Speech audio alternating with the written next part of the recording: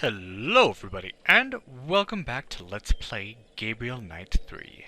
Last time we investigated those dead bodies, found out all their blood was completely drained, and it seemed like they were forced onto their knees when it happened, but there were no other footmarks.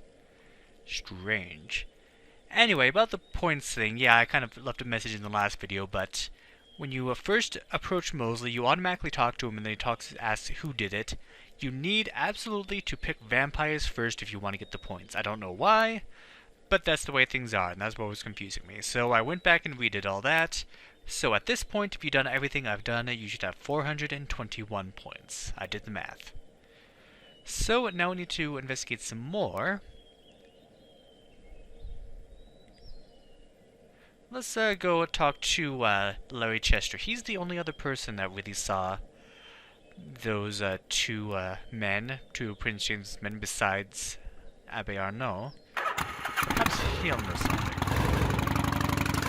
Leave his house. It's right here.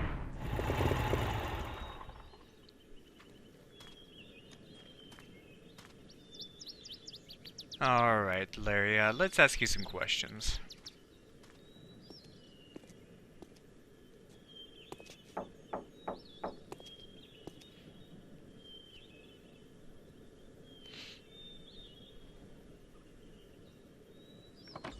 Yes. Well, come in, Mr. Knight.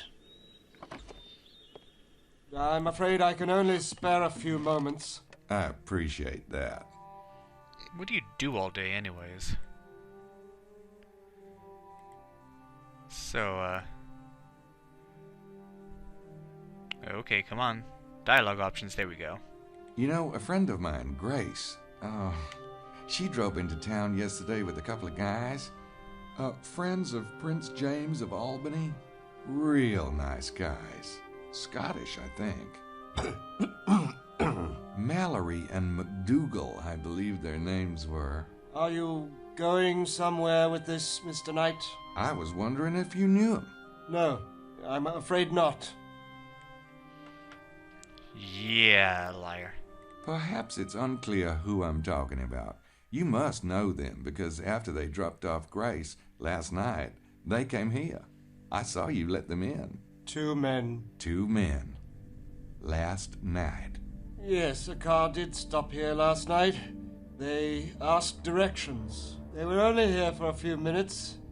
Is there a problem? Not for you, I suppose. Do you have any idea where Mallory and McDougal are now? No. I gave them directions and they took off again. Have you seen them? Yup. Oh, where? They're dead. Their bodies were found at the Devil's Armchair, just down the road. My God. You seem surprised. Of course I'm surprised. Yeah, make sure to ask about the handshake last. Should have said that before, but it's pretty normal to just go from left to right.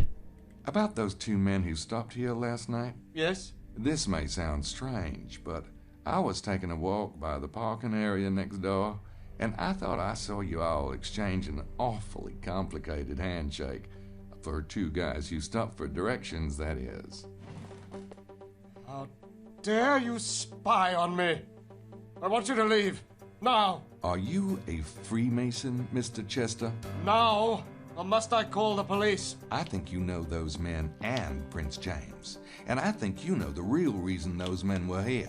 I'm trying to help Prince James myself, even if that means pissing people off. Mr. Knight, I haven't the slightest idea who you are or what you're talking about. Right. Uh-huh. Well, thanks for your time. Because yeah, he kicks you out once you pick the handshake option. Anyway, let's see what he gets up to. So we automatically go spy on him.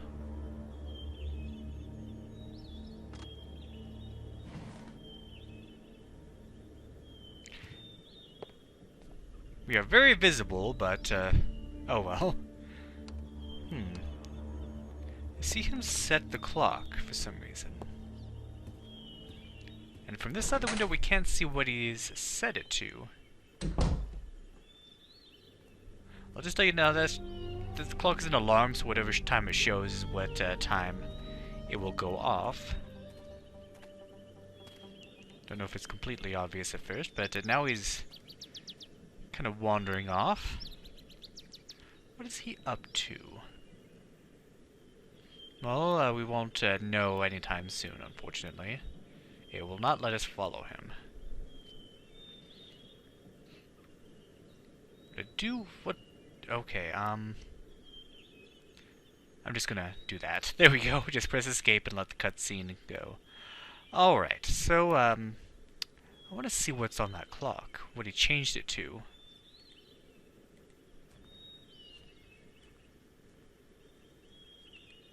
Come on, Gabriel, right here. You can do it. It's a clock. An alarm clock. Mm-hmm. I wonder what time he set on that clock. But unfortunately, it is facing away from us. Luckily, at the very beginning of the game, I got myself a coat hanger. We can perhaps use that to our advantage. That's what I call the lived-in look. I wonder what happened here. Somebody threw a rock at his house? Yeah, I could stick my finger in there if I wasn't picky about scarred tissue. There is a hole in the window, but it's not a very big one. Well, luckily we have a coat hanger, or wire hanger. I don't think that thing could hold coats. Mess around with it.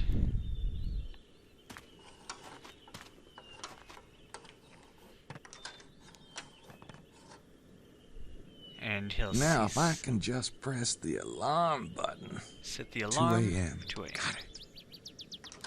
So we need to come back at 2 a.m. to see what he'll be up to. Oh! That's pretty much telling us we don't need the coat hanger again. Love it when they make creative ways to do that. Alright. So, now that's done.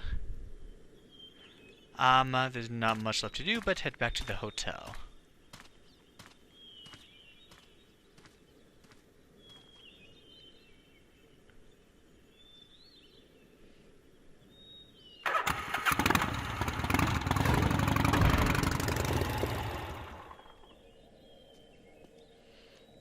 I guess that place is just completely closed now. Will never open again now that everyone has their vehicles.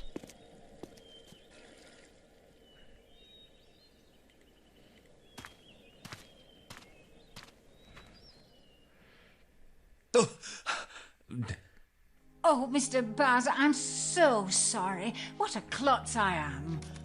It is quite all right. I was not paying attention. Oh, no, it's my fault entirely. I was worrying about something else and not watching at all.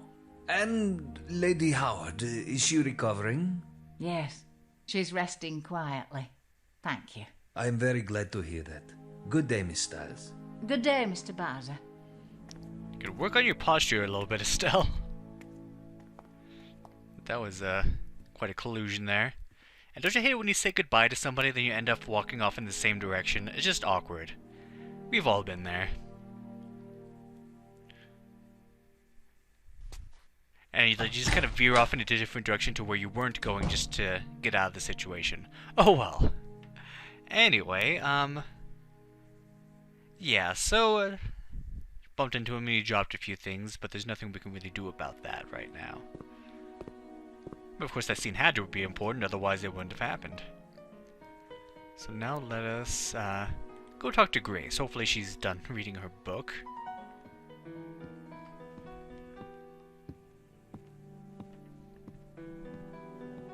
I know it's difficult, but come back from the light, Gracie. Come back, come back. All right. I was almost done anyway. So what's it? Hey, kids. God. What? You guys weren't about to discuss the case, were you? Oh, go on, Grace. Tell us about the book.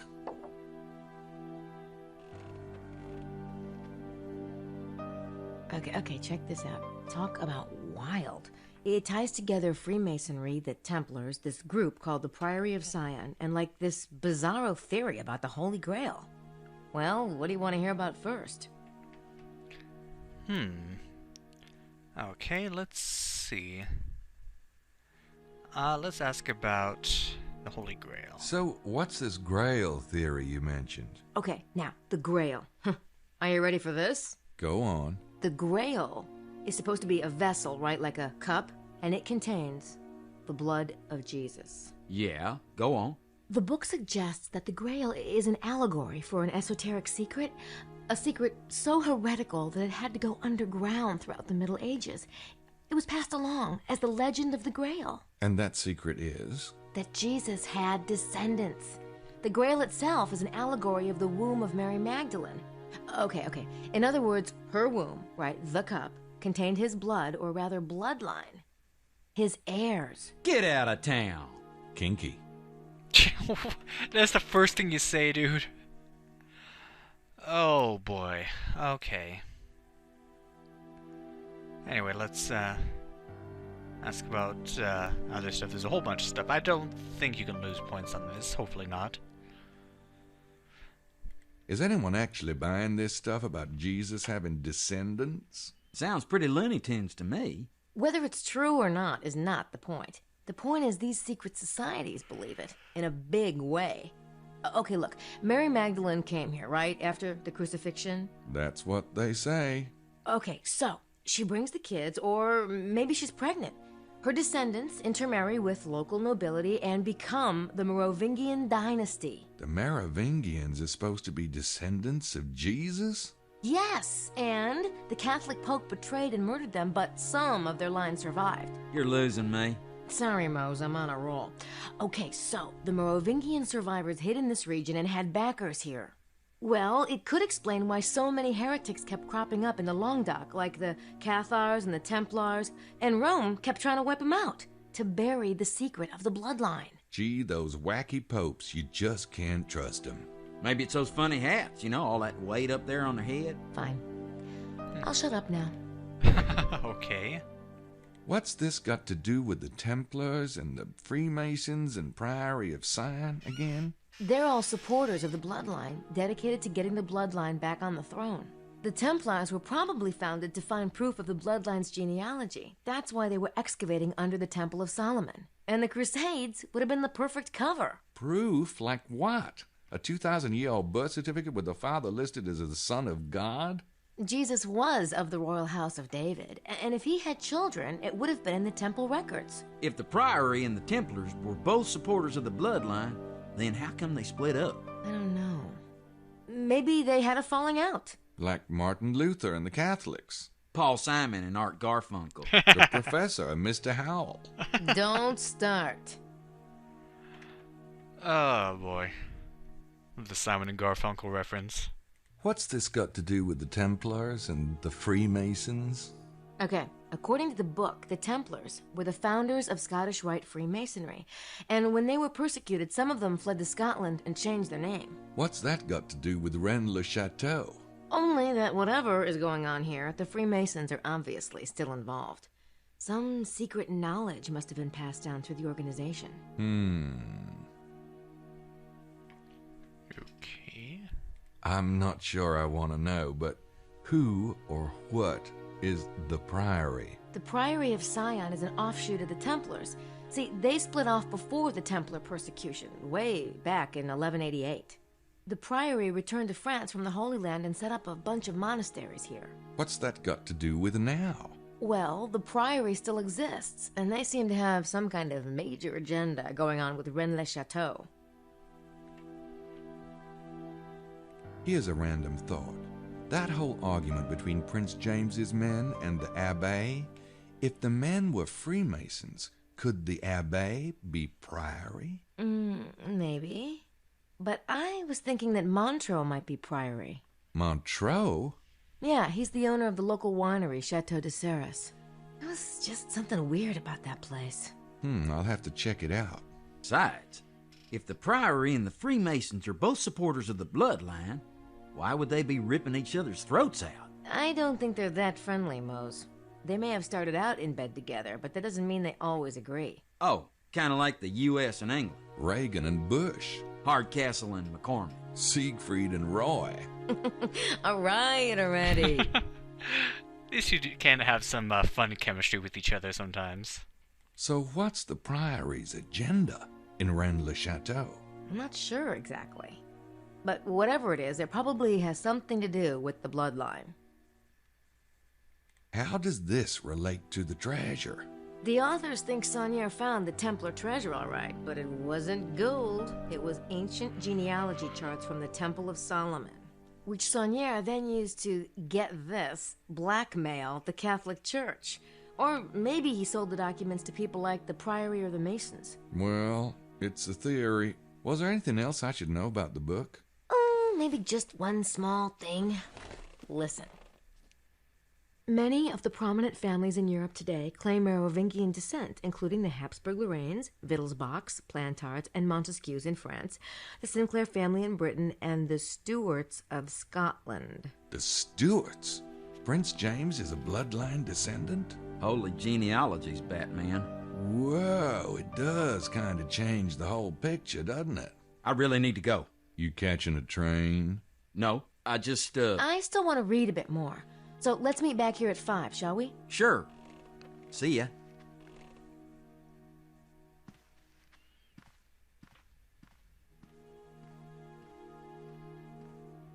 There's something up with him. Go figure. He's acting a bit suspicious. And it's still not a coincidence that he's here. Yeah, that is a lot of information to take in. So we have two big groups. We have the Freemasons and we have the Priory. Both are believers that Jesus had progenitors. That he had children and that his genealogy lives on. Seems that Prince James is of that genealogy.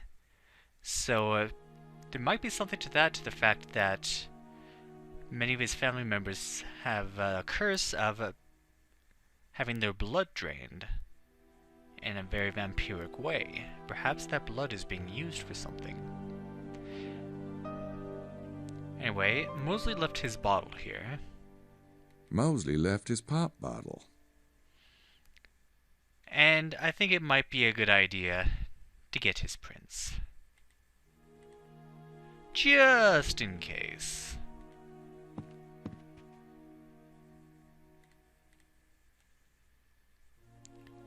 Let's see, where is that print? Seriously, where's the print?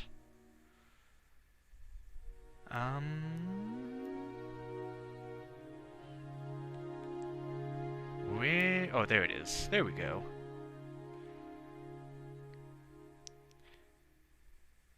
And you're not going to say anything, Gabriel?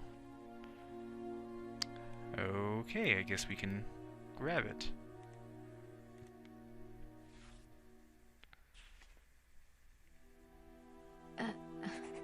What the hell are you doing? Playing harmonica.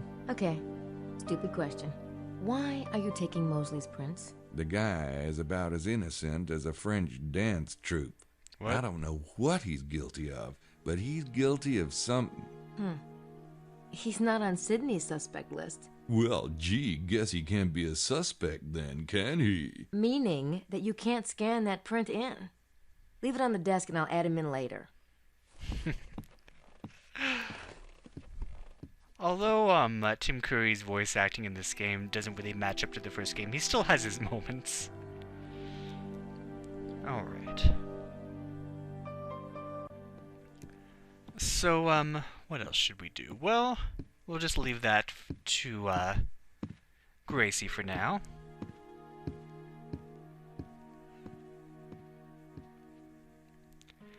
And let's go downstairs.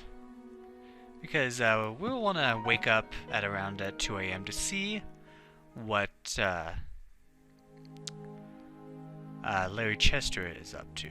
Okay, so first I want to take a look at this right here. Buccelli and Wilkes were sitting there. Yeah, and they were having drinks, remember? Wilkes was right here. Buccelli and Wilkes were sitting there. Okay, got it. So let's see if we can't get one of Wilkes' fingerprints, since we do not have one of those yet. Got it. There we go. This print doesn't look anything like the one I got off Buccelli's suitcase. It must be Wilkes's glass. I'll mark it. Or it could be one of his other 9 fingers, but whatever. Anyway, we want to talk with Jean and his tiny arms. Seriously, why are his arms so tiny? It's like people make fun of Trump's small hands. Look at this guy's arms. Say, Jean, do you guys do wake-up calls? Maybe you could have Simone buzz the room for me about 2 a.m.? Certainement. You won't let me down now, will ya? Oh, most assuredly, monsieur. I forget nothing. Alright. So there we go. I don't know why we don't do it earlier, since Larry Chester will be getting up at that same time. Seems like we should kind of get up a little bit earlier so we have time to make it over there, but whatever. Anyway, we have that fingerprint to add, and we have some other stuff to do on Sydney. So let's do it before we end things off.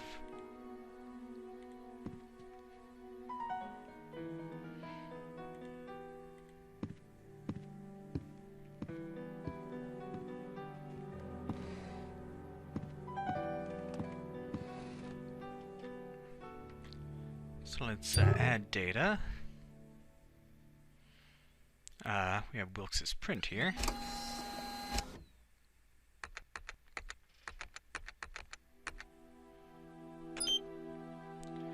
And let's make sure to connect that to him.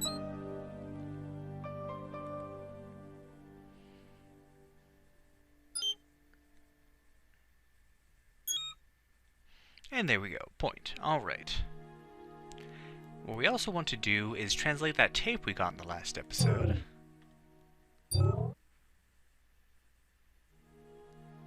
So let's see, Buccelli.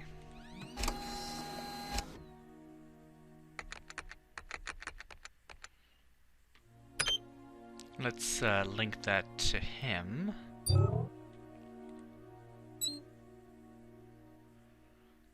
Did I connect the Abbe's tape to him? I don't think it's necessary, but I just want to be complete. And now let's get Buccelli's tape, link it, and let's translate it.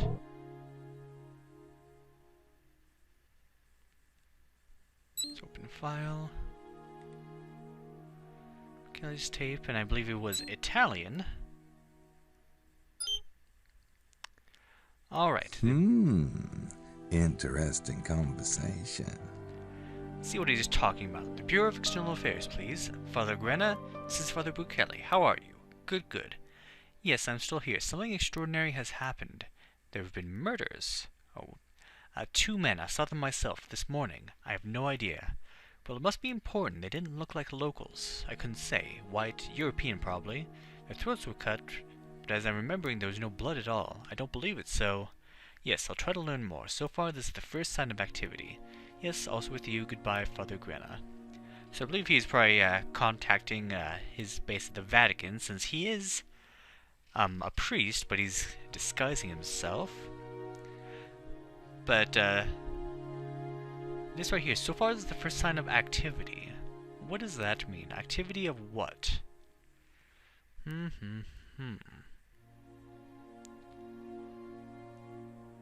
Alright, so that should be it. I don't think there's any other data I need to add. I didn't get any other... I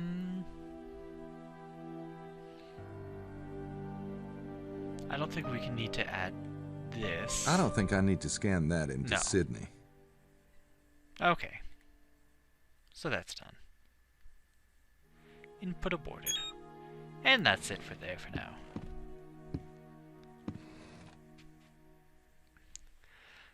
So we've got some new information here, and a lot more information about what could possibly be going on with this Holy Grail situation. So what more can we find out? Well, let's continue our investigations next time. Let's play Gabriel Knight 3. Thank you for watching, and have a good day.